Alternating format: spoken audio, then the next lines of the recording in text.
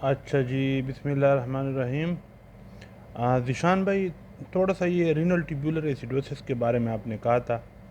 अच्छा, आप अगर आपके पास लेट सपोज एक पेशेंट आता है और उसका पीएच जो है वो एसिडिक है, और आप वो पता चला लेते हो कि भाई ये एसिडिक तो मेटाबॉलिक एसिडोसिस की वजह से हैं, यानी मेटाबॉलिक एसिडोसिस है, रेस्पिरेटरी नहीं है। तो अब मेटाबॉलिक एसिडोसिस दो तरह की हो सकती हैं। उसके लिए आप एनाइन गैप कैलकुलेट करोगे। एक किस्म की मेटाबॉलिक एसिडोसिस को हम कहते हैं हैगमा, यानी high anion gap metabolic acidosis. दूसरी होती है NAGMA, normal anion gap metabolic acidosis.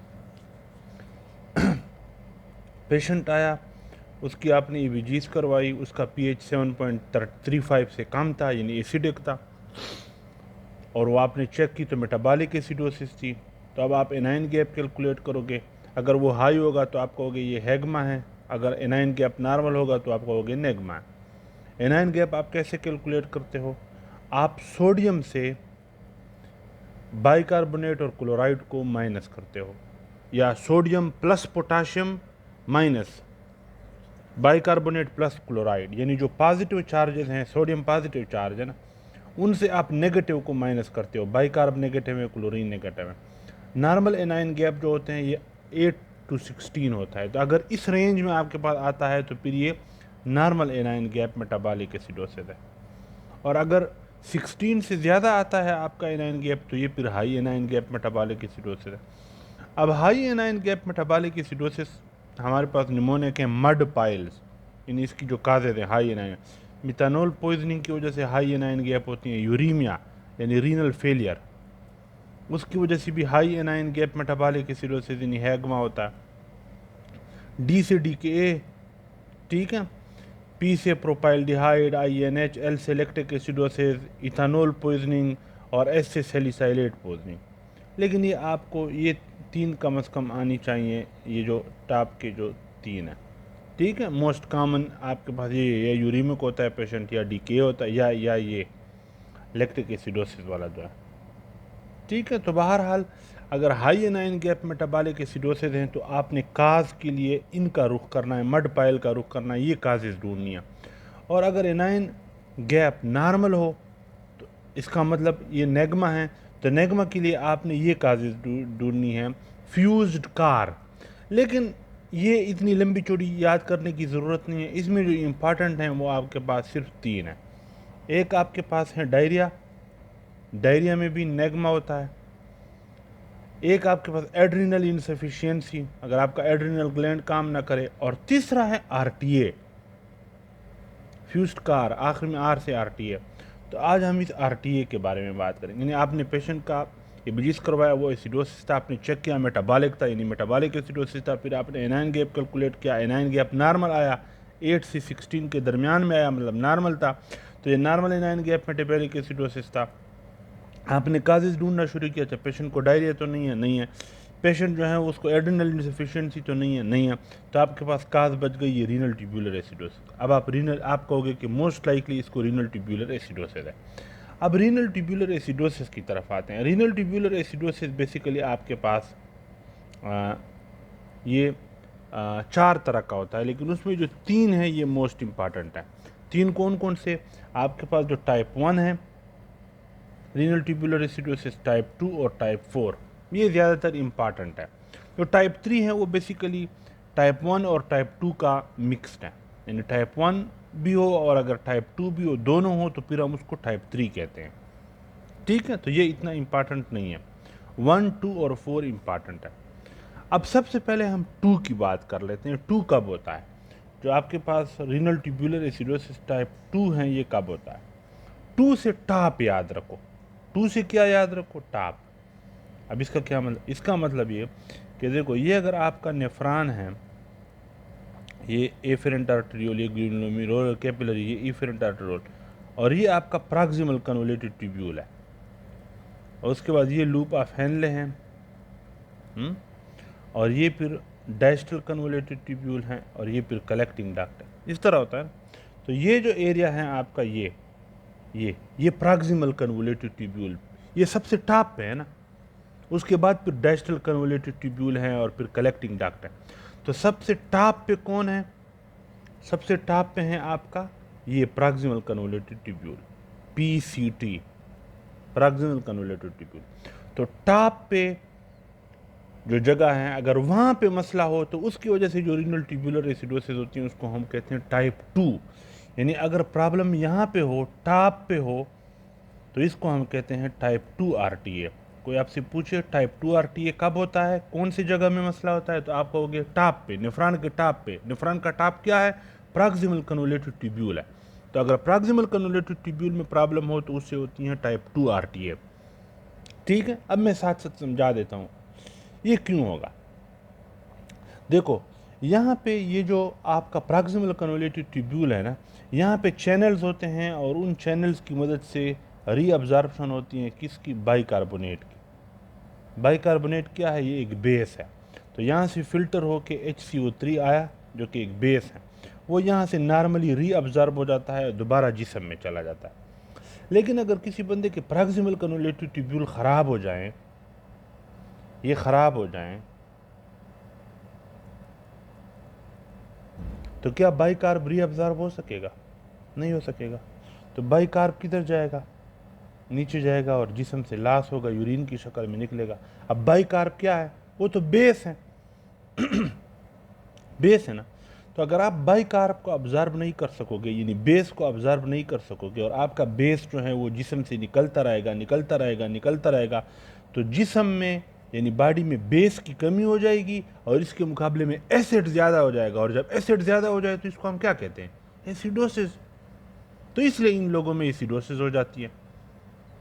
तो टाइप 2 रीनल ट्यूब्यूलर एसिडोसिस में आपकी बॉडी के अंदर एसिडोसिस इसलिए हो जाती हैं क्योंकि आपकी जो नेफ्रॉन हैं वो बाइकार्बोनेट को, जो कि एक बेस है, उसको रीअब्जॉर्ब नहीं कर सकते। तो आपके जिस्म से बाइकार्बोनेट लॉस होता रहता है, लॉस होता रहता है, लॉस होता रहता है। तो जिस्म में बाइकार्बोनेट यानी बेस कम हो जाते हैं, एसिड ज़्यादा हो जाते हैं, इसलिए एसिडोसिस हो जाती हैं। इसको कहते हैं टाइप 2 RTA। ठीक है। अब इन लोगों में ऑस्टियोमेलेशिया भी हो जाता है, बोन भी इनके कमज़ोर हो जाते हैं। क्यों? क्योंकि यहीं पे प्रॉक्सिमल कन्वोल्यूटेड ट्यूब्यूल में फास्फेट को रीअब्जॉर्ब करने वाले चैनल भी होते हैं। तो अगर आपका प्रॉक्सिमल कन्वोल्यूटेड ट्यूब्यूल ख़राब हो जाए तो एक तो RTA हो जाएगा, टाइप 2 RTA, क्योंकि बाइकार्ब रीअब्जॉर्ब नहीं हो रहा। दूसरा, फास्फेट भी रीअब्जॉर्ब नहीं होंगे। तो जब फास्फेट रीअब्जॉर्ब नहीं होंगे तो आपके बोन की जो डेंसिटी है वो कम हो जाएगी, आपको ऑस्टियोमेलेशिया हो जाएगा।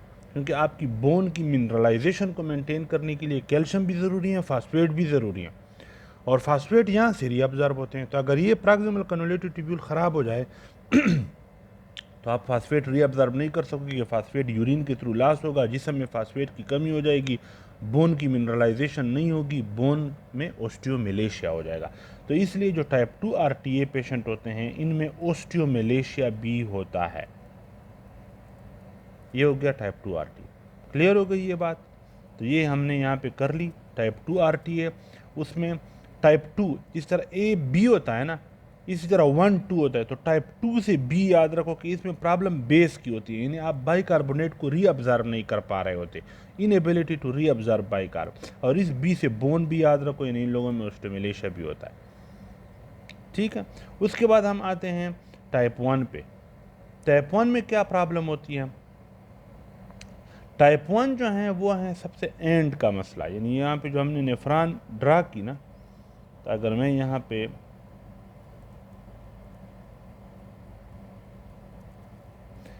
पे आपके पास चैनल्स होते हैं, यहाँ पे इन चैनल्स की मदद से आप करते क्या हो? इन चैनल की मदद से आप यहाँ से जो फिल्टर होके सोडियम आ रहा होता है ना, इस सोडियम को रीअब्जॉर्ब करते हो बॉडी में, और बॉडी के अंदर जो हाइड्रोजन आयन होता है उसको किक आउट करते हो इस चैनल की मदद से। इसको सोडियम हाइड्रोजन एंटीपोर्ट कहते हैं। सोडियम रीअब्जॉर्ब हो रहा है, उसके बदले में हाइड्रोजन किक आउट हो रहा है। अब देखो, अगर किसी बंदे का ये चैनल ख़राब हो जाए, ये कौन सी जगह है? ये डायस्टल कन्वोल्यूटेड ट्यूब्यूल है। ये ऊपर था प्रॉक्सिमल कन्वोल्यूटेड ट्यूब्यूल और ये है डायस्टल कन्वोल्यूटेड। तो डायस्टल कन्वोल्यूटेड ट्यूब्यूल में अगर सोडियम हाइड्रोजन एंटीपोर्ट के चैनल ख़राब हो जाएं, सोडियम रीअब्जॉर्ब नहीं होगा, इसके बदले में हाइड्रोजन आयन किक आउट नहीं होगा। तो जब हाइड्रोजन आयन किक आउट नहीं होगा तो मैं कह सकता हूँ ना कि बॉडी के अंदर हाइड्रोजन आयन बहुत ज़्यादा मिकदार में जमा हो जाएगा, क्योंकि आप इसको किक आउट नहीं कर सकते, निकाल नहीं सकते। अब हाइड्रोजन आयन क्या है? ये तो एसिडिक इन नेचर है, तो इसलिए इस बंदे के जिस्म में एसिडोसिस हो जाएगी। क्यों? क्योंकि हाइड्रोजन आयन एकमुलेट हो गया। क्यों? क्योंकि आप इसको किक आउट नहीं कर सकते। तो बॉडी के अंदर हाइड्रोजन आयन जो कि एक एसिड है वो एकमुलेट हो गया, तो एसिडोसिस हो जाएगी। इस एसिडोसिस को हम कहते हैं रीनल ट्यूब्यूलर एसिडोसिस टाइप 1। ठीक है, ये रीनल ट्यूब्यूलर एसिडोसिस टाइप 1 हो गया। मैंने इसको इस तरह याद किया था कि हाइड्रोजन के ऊपर एक प्लस चार्ज होता है, तो इससे मैंने याद किया था कि टाइप 1 में हाइड्रोजन आयन प्रॉब्लम होती है, यानी आप हाइड्रोजन आयन को किक आउट नहीं कर सकते। तो ये आपके पास हो गया टाइप 1।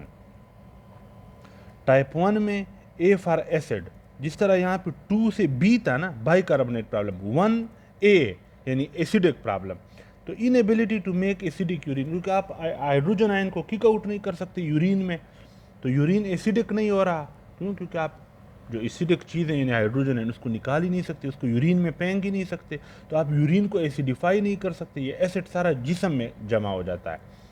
ठीक है, अब ये क्यों होता है? इस ए से बहुत सारी चीज़ें, ए फॉर एनाल्जेसिक यानी एनसेड्स वगैरह की वजह से टाइप 1 RTA होता है।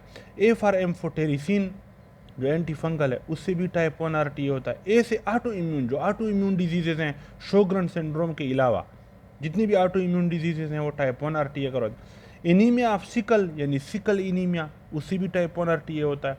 ए से एड्स नेफ्रोपैथी, और एड्स की जो ड्रग्स होती हैं जैसे फोस्कारनेट, ये एक एंटीवायरल ड्रग है, तो ये सारी टाइप 1 RTA करवाती है। और ए से आफुल पेन, क्यों? क्योंकि टाइप 1 RTA वाले पेशेंट में रीनल कैलकुलाई बनते हैं, और रीनल कैलकुलाई की वजह से फिर आफुल पेन होती है ना, दर्द होती है। तो इससे याद रखो कि जो आफुल पेन है जो रीनल कैलकुलाई में होती हैं वो भी टाइप 1 RTA में होता है, 1A। तो इस 1A से ये सारे ए आपने याद रखने। तो ये हो गया आपका टाइप 1। अब आखिर में टाइप 4 आते हैं, वो बहुत ईजी हैं। आजकल जिस तरह 360 पिक्सल, 480, फिर 720 होता है जिसको HD कहते हैं, हाँ, उसके बाद जो सबसे अल्ट्रा HD होता है उसको हम क्या कहते हैं? 4K। जो वीडियो क्वालिटी होती है उसको 4K, जो अल्ट्रा HD होता है। तो इसी से याद रखना है कि जो टाइप 4 है ना, ये वाहिद रीनल ट्यूब्यूलर एसिडोसिस है जिसमें पोटाशियम आपकी बॉडी में ज़्यादा हो जाता है, यानी हाइपरकिलीमिया हो जाता है। टाइप 4 RTA वाहिद RTA है जिसमें हाइपरकिलीमिया हो जाता है, इसको 4K से याद रखना। बाकियों में हाइपोकिलीमिया होता है, पोटाशियम कम। सिर्फ टाइप 4 में आपके पास हाइपरकिलीमिया होता है, ये 4K से याद रखना है। ठीक है, और 4 से फ्रेंड होता है, और फ्रेंड को उर्दू में दोस्त कहते हैं। तो टाइप 4 RTA किन लोगों में होता है? जिनमें एल्डोस्टेरोन का मसला हो, या एल्डोस्टेरोन प्रोड्यूस ना हो रहा हो, या एल्डोस्टेरोन के रिसेप्टर ख़राब हो। अगर एल्डोस्टेरोन का प्रॉब्लम होगा तो इस ऐसे लोगों में टाइप 4 RTA होगा। अब क्यों? देखो एल्डोस्टेरोन क्या करता था, सोडियम की और वाटर की रीअब्जॉर्प्शन करता था, और हाइड्रोजन आयन को और पोटाशियम आयन को किक आउट करता था। ऐसा था ना, यहाँ पे एल्डोस्टेरोन आता था, एल्डोस्टेरोन के रिसेप्टर होते थे, एल्डोस्टेरोन अपने रिसेप्टर पे बैठता था, जिसके नतीजे में होता क्या था, अंदर से यूरिन से सोडियम रीअब्जॉर्ब होता था, और बाहर से यानी जिस्म से पोटाशियम और हाइड्रोजन आयन ये किक आउट होते थे। ये कौन करता था? एल्डोस्टेरोन करता था। तो अगर किसी बंदे में एल्डोस्टेरोन की कमी होगी या एल्डोस्टेरोन के रिसेप्टर ख़राब होंगे तो ये काम नहीं हो सकेगा। ये नहीं हो सकेगा तो ना आप पोटाशियम आयन को किक आउट कर सकोगे, ना हाइड्रोजन आयन को किक आउट कर सकोगे।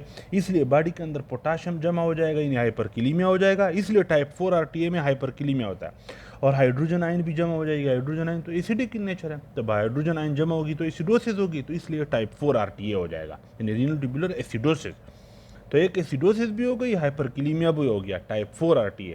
तो ये आपका टाइप 4 RTA था। ठीक है, तो ये आपके पास 4 RTA थे।